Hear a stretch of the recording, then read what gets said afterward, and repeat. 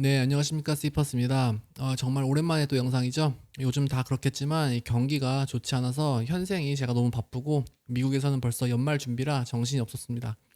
사실 지금은 또 제가 어떤 영상을 올려도 내용은 뭐 보지도 않고 일단 안 좋은 댓글만 먼저 달릴 것 같아서 크게 올리고 싶은 동기부여도 없기도 했었어요. 그래도 제가 계속 영상과 게시판의 댓글은 보고 있었는데 사실 제가 일일이 댓글 달고 반응하는 것도 지치고 싶지 않더라고요. 뭐 똑같은 말이 반복이니까요. 그리고 사람 심리라는 게 이 댓글 분위기가 좋을 때는 뭐 계속 보고 싶지만 계속해서 부정적인 의견이 쌓이면 저도 그냥 회피하게 되는 것 같아요. 그래도 지금까지만 보면 제 이전 영상에서부터 일단 주가가 많이 하락했기에 영상 시작에 앞서 죄송하다는 말씀은 꼭 드리고 싶습니다. 자, 영상을 시작하기 전에 간단하게 정리를 드리면 업스타트는 여전히 견고하고 탄탄하게 성장 중입니다. 이 회사의 비즈니스 핵심 역량은 강화되고 수익성 또한 커지고 있고요. 제가 계속해서 말했지만 다시 한번 또 말씀드릴게요. 이 회사는 절대 1위 하면 안 되고 이 하이리스크 하이리턴이라 길게 봐야 되는 주식이에요. 저처럼 진짜 이 기업의 비즈니스 모델과 이 사업 자체에 관심을 갖고 흥미를 느끼는 사람만 길게 투자할 수 있어요. 단순한 뭐 투자 수익만 볼 거면 사실 이런 기업은 그냥 도박성이 강합니다. 절대로 몰빵하지 마시고 레버리지도 하지 마시고 비투도 하지 마세요. 또 저는 제가 업사트가 제 인생 주식이라고 했지 절대 몰빵 투자를 했다고는 하지 않았습니다. 이거 오해가 큰데요. 또 악플러님들 명심해 주세요. 다시 말씀드릴게요. 이 회사는 제 인생 주식이 맞아요. 계속해서 공부할 거고요. 너무 재밌어요. 이 회사 공부하는 게. 그렇지만 몰빵 투자를 하면서 뭐 제가 하루하루 가슴 졸여가면서 살진 않고 있고요. 그냥 이 기업이 꿈꾸는 비전이 이상적이고 낭만적이어서 쭉 보고 싶은 마음 그게 답니다. 다시 한번 부탁드릴게요. 일단 악플을 다시는 분들 마음도 이해는 가고 속상하실 거예요. 하지만 좋았을 때 선플을 다시는 분은 또 거의 없더라고요. 또 오히려. 그러니까 악플을 달기 전에 일단 격려의 댓글도 부탁드리고요. 그리고 사실 저는 이 업스타트의 이 영상은 사실 이게 이번 분기로는 이게 영상이 마지막일 거예요. 다음 분기 또 실적 발표 때만 올리고 왜 이 영상에 대해서 후속 조치를 없냐라고 말씀하시는데 이 채널은 업스타트 채널이 아니에요. 그냥 다양한 채널을 올리는 건데 그중에서 약간 업스타트가 좀 요즘에 하도 이게 막 말을 많으니까 제가 이렇게 좀 약간 계속 후속 그러니까 사실 후속 영상을 올리고 싶지도 않고 올릴 것도 없긴 해요. 그래서 어닝 발표 후까지는 다시 추가 영상 없을 거니까 뭐 악플을 다실 거면 다실고요. 저는 그냥 계속해서 영상 나올 때, 그러니까 뭐 어닝 나올 때마다 공부를 하고 올리겠습니다. 자, 이번 분기 실적 요약을 볼게요. 총 대출 실행은 29억 달러를 기록하며 전년도 대비 80% 증가한 수치이고 매출은 2억 7천만 불로 71% 증가. 그리고 순이익과 조정 에비타는 각각 3,200만 불과 7,100만 불을 기록하며 이제 안정적인 흑자 기업으로 전향된 모습입니다. 그럼 이번에 있던 어닝콜 정리를 한번 해볼게요. 이것은 제 의견이 아니라 회사 측에서 정리한 내용이에요. 일단 회사 측에서 나온 이제 어닝콜을 제가 정리한 내용인데요. 회사의 주력 상품인 이 개인 대출을 제외하고 차세대 먹거리인 자동차, 주택, 소액 대출의 이제 정리입니다. 네, 보시면 일단 업스타트는 이 시스템은 설계된 대로 정확히 작동하고 있다라고 회사는 밝혔고 3분기에는 이 단지 거래량 목표를 달성하기 위해 이 신용 성과를 희생하지 않았다고 해요. 이게 굉장히 중요한 말인데요. 이거 뒤에서 계속 볼게요. 그리고 이 회사의 이제 핵심 모델 중에 하나인 자동차 대출과 주택 대출, 그리고 소액 대출은 굉장히 이번에 성과가 좋았는데요. 자동차, 주택, 소액 대출 거래량은 300%가 성장했고요. 신규 차입자의 22% 정도로 그러니까 증가했다고 합니다. 전체 이제 숫자죠. 자동차 대출 사업에 가속도가 붙기 시작해서 최근에는 이제 딜러십 숫자가 2배가 증가했다라는 모습이 인상적이었습니다. 주택 대출에서는 이 금융회사와의 독특한 파트너십으로 최대 3%까지 낮은 금리를 제공할 수 있게 되었다고 해요. 또 주택 대출에서는 이 진로 같은 이거 진로 아시죠? 이거 같은 이제 내부적인 부동산 가치 평가 시스템을 완성하는 이제 시기가 되었고 6월 달에는 1% 미만의 이 주택대출 자동 승인이 현재 20% 이상으로 급등했다고 합니다. 자동차와 주택대출은 2026년 업사트의 실질적 성장 동력이 될 것이라고 회사 측은 자신했고요. 또한 최근에 또 밀고 있는 소액대출에서는 9월에는 최초로 이 인스턴트 펀딩 기능이 출시됐고 승인 후 90초 만에 펀딩이 된다고 해요. 향후 이 소액 대출에서도 이 큰 사업 성과가 예상된다고 합니다. 이거는 다 이제 이렇게 핵심 모델에서 좀 이제 차세대 먹거리로 준비하고 있는 이제 건데 굉장히 성장은 잘 되고 있는 것 같아요. 네, 다음은 또 중요하죠. 회사의 자금 측면에서의 설명이었습니다. 핵심 비즈니스에서는 이 상당한 초과 여유 자금을 보유해서 성장에는 아무런 제약이 없다라고 하고요. 총 7개의 신규 은행 및 신용조합 파트너십을 추가됐어요. 그리고 현재까지는 금융기관들과 100% 리텐션을 유지 중에 있어요. 그러니까 추가로 그러니까 계약을 맺고 이탈한 계약을 취소한 금융기관이 없다는 거예요. 또 올해 17건의 자금 파트너 계약을 체결했고 9개가 3분기에만 9건이 체결됐다고 합니다. 현재 신규 상품 이제 영역 전반에서 대규모의 여러 딜을 성사시키면서 평소보다 다소 큰 규모의 대출 잔액을 대차 대조표에 보유 중이라고 하는데 이것도 뒤에서 일단 볼게요. 근데 이런 신규 딜이 마무리되면은 또 이제 R&D 관련 대출 잔액이 줄어들 것이라고 해요. 이 대차 대조표는 4분기부터 줄어들면서 2026년까지 마무리될 거라고 회사는 밝혔는데 이 부분은 조금 굉장히 중요해서 뒤에서 조금 더 자세히 보겠습니다. 회사의 인공지능 관련해서는 다른 AI 플랫폼과는 달리 업스타트는 자체적으로 이 학습 데이터를 생성 중에 있다고 해요. 현재 9,800만 건이 넘는 상환 데이터를 보유 중에 있고 매일 약 10만 건이 넘는 상환 데이터가 추가로 발생하면서 이 모델의 정확도가 향상 중이라고 합니다. 또 최근에는 이 거시적 환경 변화 속에서 정밀성에 조금 더 집중 중에 있고요. 3분기에는 참고로 이제 다음 성장 단계의 기반을 다지는 기술적 개선에 집중했다고 해요. 그러니까 이 기간 동안 3분기 동안 이 데이터의 이제 알고리즘 데이터의 지원 시간을 최대 30% 줄였다고 합니다. 그러니까 일단 인공지능 모델이 계속해서 진화하고 있는 모습인데 업스타트는 계속 말하지만 이 매 분기마다 이 알고리즘과 이 인공지능의 개발 관련된 성과를 계속 업데이트해줘서 너무 좋아요. 그리고 자산 유동화 증권이죠. ABS 시장에서는 9월에 그러니까 업스타트는 9월에 유동성을 위해서 ABS를 이제 발행했는데 엄청나게 수요로 인해서 초과 청약이 발생했다고 해요. 총 30곳의 투자자가 참석했고 이 중에서 7곳은 첫 참여 투자자였다고 합니다. ABS에서 이제 업스타트의 평판이 계속해서 강해지는 중이죠. 이제 CEO가 마지막 말을 했는데요. 네, 투자자 커뮤니티와 관련해 한마디를 남겼죠. 지금이야말로 끝까지 남는 사람들이 뭐 챔피언이 될 것이다 라는 말로 실적 소개를 마무리했습니다. 쿨찐내가 나긴 하지만 이 말이 시사하는 바는 큰 것 같아요. 다음은 어닝콜 후 질의응답 세션의 간단한 요약입니다. 솔직히 개인적으로는 중요하게 큰 내용이 없었던 것 같아요. 질문 중에 현재 대출 신청 수요는 어떤가 물어봤는데 신청 건수는 전분기 대비 30%가 증가됐다고 해요. 하지만 근데 이 증가한 이유로는 뭐 마케팅과 크로스셀링 등 여러 요소가 복합적으로 작용됐는데 이 수요는 3년 만에 가장 높은 수준이었다고 합니다. 그러니까 대출 수요는 엄청나게 높았다고 해요. 하지만 거래량 이게 실질적으로 전환된 그러니까 비율은 조금 더 비즈니스를 보수적으로 운영하기 때문에 기대치보다 낮게 나왔다고 합니다. 즉 이제 대출에 대한 수요는 굉장히 폭발적으로 컸는데 업스타트에서 보수적으로 다 이제 자른 거죠. 다음 질문이랑도 연관되는데 경쟁사와의 성장 차이를 또 이제 물어봤어요. 다른 회사들은 지금 그 핀테크는 지금 시기 엄청 성장하고 있지 않냐 이렇게 말하는데 대답이 이렇습니다. 경쟁사의 표면적 성장이 빠르게 보였지만 업스타트는 다른 경쟁사보다 더 빠르고 정밀한 크레딧이다. 그러니까 전통 지표로 봤을 때는 3개월에서 6개월 후에 보일 신호를 업스타트는 미리 반응하며 좀 보수적인 입장이라고 하는 건데요. 다시 한번 위를 첫 번째와 두 번째를 종합해서 보면은 업스타트의 수요 자체는 많았는데 업스타트의 인공지능 모델로 인해서 심사를 좀 자른 거죠. 걸러낸 거고 왜냐면 이제 걸러내는 거는 이제 앞으로 이제 현재 미국 경기가 좀 안 좋아지는 것도 보고 거시적인 문제도 있는데 어찌 됐든 간에 회사는 지금 굉장히 보수적으로 비즈니스를 운영하고 있다라는 거를 이제 볼 수 있고요.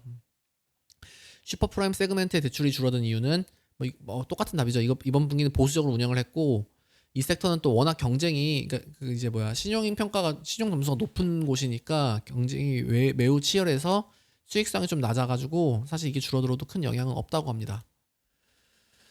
자, 대차 대조표 확장 이슈는 앞서 설명한 대로 신규 상품들의 R&D 관련 자산으로 더욱더 보수적으로 처리 중이고 있고요. 업스타트의 포트폴리오는 이미 충분히 성숙한 단계에 들어섰다고 해요. 가까운 시일 내에 이 구체적인 성과를 보여드릴 수 있도록 회사 측은 약속했고요. 또 4분기는 그럼 왜 이제 실적이 보수적이냐? 그럼 UMI죠. 굉장히 대표적인 이제 업스타트의 이제 연체 관련 신용 그 인덱스인데 UMI는 개선 나타나고 있지만 회사 측에서는 이제 확실하게 안정을 느낄 때까지는 비즈니스는 계속 보수적인 입장을 취할 것이라고 하는 거예요. 하지만 회사는 올바르게 성장 중이며 여전히 낙관적 시각을 가지고 있다고 합니다. 그러니까 무분별하게 대출을 해주기보다는 조금 더 이제 모델들을 정교하게 짜면서 리스크를 줄이겠다라고 하는 건데, 이게 지금, 일단은 좀 뒤에서 더 말을 해보겠습니다. 네. 자, 종합적으로 보면은 이래요. 대출의 볼륨 수요는 3년 내에 지금 최고치가 됐고요. 신용 모델이 이 UMI 신호에 과민 반응해서 전환율과 수수료 매출이 좀 미스됐다고 합니다. 이것은 오히려 회사 측에서 의도된 리스크 관리 기능이 지금 작용되고 있다는 거고, 하지만 이제 신용 성과와 AI의 이제 구분력, ABS 수요와 파트너의 리텐션 등 이런 전체적인 회사의 운영은 굉장히 잘 성장하고 있어요. 자동차와 힐락, 그러니까 주택 대출이죠, 소액 대출 등 신규 섹터는 2026년을 이제 본격적인 성장 모멘텀의 해로 이제 잡고 있고요. 2025년에는 매출 10억 불과 이제 갭 흑자를 동시에 달성하는 그림이 보여진다고 합니다. 자, 이것은 보시면은 이번 분기에 실제로 펀딩된 개인 대출제 핵심 모델이죠. 개인 대출의 이제 표인데요. 실제 펀딩된 대출액은 지난 분기와 거의 차이가 없어 보여요. 그렇죠? 이렇게 펀딩된 금액을 보면은 이제 성장이 별로 없어 보이는데, 업스타트는 사실 이게 펀딩 액수가 중요하기보다는 전체 이 대출 발행 숫자가 중요하잖아요. 이 발행 숫자당 이게 피 수익이 들어오니까요. 보시면 전체 펀딩 액수는 좀 이제 이렇게 조금 좀 멈췄지만, 발행 숫자는 그러니까 이번 분기 발행 숫자를 보시면은 전분기 대비 15%가 늘었고 전년 대비 125%가 증가했어요. 나쁘지 않은 숫자죠. 네, 펀딩 액수에서 이 카테고리를 보시면 코어 비즈니스와 소액 대출에서는 소폭 증가했지만 신용도가 높은 이 슈퍼프라임 섹터에서는 소폭 하향한 모습을 볼 수 있습니다. 예, 사실 대출 숫자 건수가 크게 증가했는데 전체 대출 펀딩 금액이 줄었다는 것은 이 소액 대출이 많아졌다는 것을 유추할 수 있었죠. 이건 상식이었고요. 개인적으로 저는 업스타트는 이 슈퍼프라임보다는 이 소액 대출과 개인 대출 시장에서가 이제 키 플레이어라서 사실 오히려 저는 이쪽이 증가되는 것을 더 긍정적으로 보고 있습니다. 이쪽은 뭐 누구나 할 수 있는 시장이거든요. 이 시장을 이제 아무나 못하니까 이렇게 업스타트가 이렇게 발뻗고 있는 거죠. 자, 그럼 자동차 대출 섹터를 보시면 성장성이 엄청납니다. 전체 금액은 이렇게 소폭 상승한 것처럼 보이지만 3분기 동안 6,705개를 펀딩하면서 전분기 대비 32%, 전년 대비 420%나 상승했어요. 굉장히 크게 증가했죠. 이 자동차 대출은 회사 측에서 엄청 자신감 있게 요즘 말하고 있어요. 여기서 이제 큰일을 벌일 것 같긴 한데 지켜봅시다. 주택대출은 아무래도 자동차 대출보다 뒤늦게 시작해서 이 대출 건수는 사실 이 유의미한 숫자는 없어요. 그래서 숫자가 뻥튀기가 될 수 있는데 뭐 전년도 대비 345% 증가했네요. 그래도 보시다시피 전체 섹터에서 표면적인 숫자는 정체돼 보이지만 실질적으로는 많은 성장을 보여주고 있는 모습입니다. 네, 다음은 회사의 순이익을 보는 건데요. 긴 적자 상태를 이렇게 이어가다가 25년 2분기에 흑자 전환을 시켰는데 이번 분기는 흑자폭을 크게 상승시켰습니다. 갭 기준 총 3,200만 불의 순이익을 기록한 모습이고요. 네, 이렇게 보시면은 조정 EBITDA 기준으로도 7,100만 불의 순흑자를 내는데 이 회사 측은 이미 수익성과 수익 모델은 이렇게 확실하게 잡힌 상태인지 여러 가지 거시적인 문제로 성장을 폭발시키지는 않는 모습이에요. 자, 이거 보시면은 이번에 보시면 회사 측에서 제공한 25년 전체 실적 예상입니다. 이 왼쪽이 이번에 발표한 거고 오른쪽이 전분기에 발표한 수치인데요. 이번에 이게 실적 하향이라고 이슈가 엄청 컸었어요. 실제로 전체 매출을 이렇게 보시면 하향 조정했는데 액수로 보면은 2%가 좀 안 되게 하향시킨 거죠. 물론 수수료 수익만 보면 4% 하락이라서 좀 리스크가 있긴 해요. 하지만 이와 반대로 순수익은 오히려 43% 정도 증가하게 예상했는데 좀 평가가 달라질 것 같긴 합니다. 그러니까 뭐 원래 예상했던 것보다 약 1.9%의 이제 매출 하향을 조정했지만 순이익으로 봤을 때는 43% 상향 조정한 게 맞거든요. 그렇죠. 어저스트 이제 뭐 조정 에비타도 2% 증가할 것으로 보고요.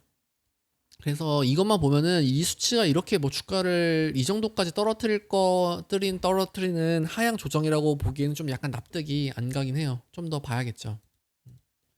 자, 그리고 이거는 또 다른 염려였던 이 회사 대차 대조표의 대출 자산입니다. 보시면 이번 분기에는 전체 대출 자산 중 한 70%가량이 R&D, 즉 연구개발용으로 잡아둔 건데 보시면 이 진한 초록색이 연구개발 자산이에요. 확실히 크게 증가하고 있죠. 이것은 아까 어닝콜을 보면 4분기부터 시작해서 2026년까지 줄여간다고 말했었어요. 계속 말하지만 이게 개인적으로는 뭐 크게 리스크라고 보지 않아요. 자금 유동성 문제는 있을 수 있어요. 그렇지만 이 대차대조표의 이 대출 자산이 부실화되면서 손해를 보는 게 아니면 이것들은 나중에 그대로 손익계산서에서 수익으로 잡힐 애들이거든요. 또한 이제 연구개발 목적이 큰 거고요. 그래도 이렇게 비정상적으로 커지는 것은 조금 더 지켜봐야겠습니다. 자, 회사의 대차대조표인데요. 이번 분기 보시면 현금성 자산이 지난 분기보다 1억 불 정도 늘었고 대출 자산은 아까 보신 것처럼 또 증가하는 모습이죠. 전체적으로 자산은 매 분기 이렇게 늘어나면서 거의 이제는 30억 달러가 돼버렸어요. 그러니까 보니까 이 현금이 늘어난 게 긍정적이진 않았습니다. 딱 이렇게 봤을 때는 뭐 회사가 현금을 많이 갖고 있다, 현금이 늘어났다 해서 좋게 볼 수 있지만 뒤에서 보시면은 이게 좋은 건 아닌 것 같아요. 뒤에서 볼게요. 자, 이것은 회사의 현금 흐름표입니다. 네, 영업 활동에 의한 현금 흐름을 보면은 적자폭이 이거죠. 네, 적자폭이 커졌어요. 이번 분기는 영업을 통해서 총 1억 2천만 불의 현금이 마이너스가 됐어요. 지난번 그러니까 계속해서 좀 이제 적자폭이 커지죠. 현금 흐름에 의해서. 여기서 제가 문제로 보는 것은 이 공정 가치의 하락입니다. 대출에. 이거는 여기서 이제 공정 가치의 하락으로 인해서 현금이 많이 줄어들었는데 이건 이제 보유하고 있는 대출이 부실되거나 뭐 시장 가격이 떨어졌을 때 이 공정 가치가 하락이 돼요. 이를 통한 현금 발생의 폭이 이번에 커졌죠. 연구 개발을 통한 이 대출 자산의 회전율이 줄어든 것도 영향이 있었고요. 네, 그래서 그래서 아까 대차 대조표를 보면은 현금이 늘어났다고 했잖아요. 보시면은 이게 재무 활동을 통해서 현금이 이게 크게 늘었는데 보시면 여기죠. 예, 전환사채죠. 전환사채 발행을 통해서 약 7억 불 가량의 현금이 받게 되면서 그렇습니다. 그러니까 보시면 업스타트는 아직 수익성은 있지만 현금이 잘 돌아가지 않아 보여요. 냉정하게 말하면. 이게 제가 봤을 때는 지금 가장 큰 최대 리스크라고 봅니다.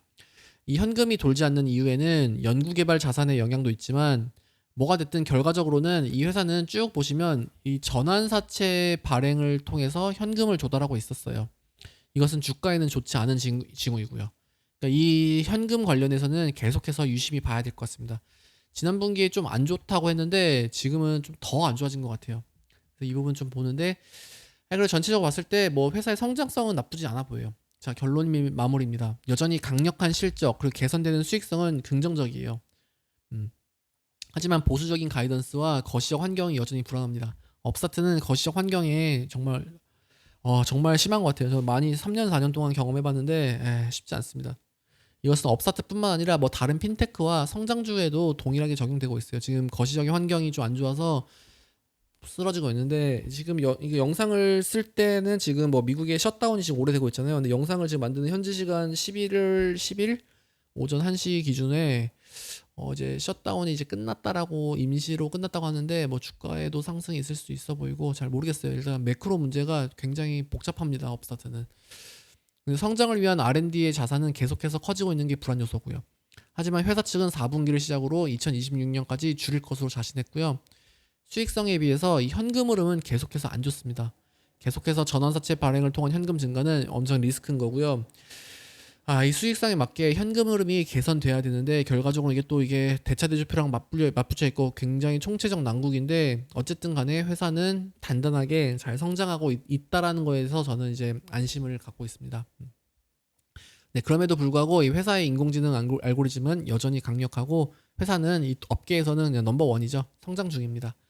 아까 말했던 것처럼 1일1비하지 않고 정말 길게 보는 주식이에요. 이거는 몰빵하면 안 되고요. 저도 사실은 업스타트가 인생 주식이지만 아까 말한 것처럼 제 포트폴리오에서는 비중은 그렇게 크지가 않아요. 계속해서 뭐 투자를 조금씩 하고 있지만 저는 이 회사를 투자로 돈을 많이 버는 것 자체가 중요한 거면은 애초에 이거를 저는 투자를 안 했을 거예요. 그렇지만 저는 이 회사가 성장하고 이 회사가 꿈꾸고 있는 미래에 대해서 관심 있고 같이 이제 공부하고 싶고 같이 지켜보고 싶다라는 의미 때문에 계속해서 지켜보는 거예요. 그리고 또한 아까 또 말한 것처럼 업스타트 영상은 당분간 안 합니다. 그러니까 여기서 댓글을 또 엄청나게 댓글이 또 달릴 것 같은데요.